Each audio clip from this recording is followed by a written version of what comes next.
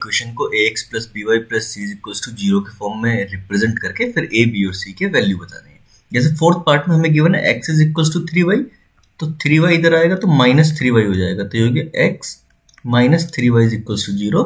ऐसे मैं लिख सकता हूँ x के साथ कोई कोफिशिएंट नहीं है तो 1 लिख सकता हूँ, 1x प्लस माइनस 3y। अब c के प्लेस पर भी कुछ नहीं है, कोई कांस्टेंट टर्म नहीं है, तो वहां पे 0 बना दूंगा।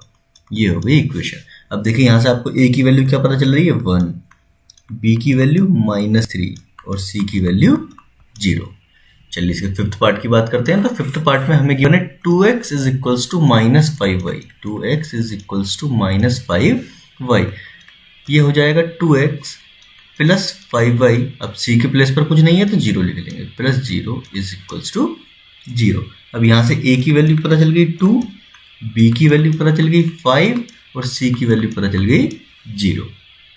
चलिए इसी तरीके से इसका सिक्स्थ पार्ट भी है जहां हमें गिवन है 3x plus 2 is equals to 0।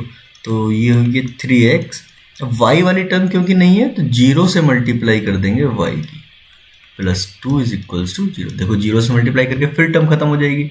तो ये यहाँ से हमें पता चला कि a की वैल्यू है 3, b की वैल्यू है 0 और c की वैल्यू है 2।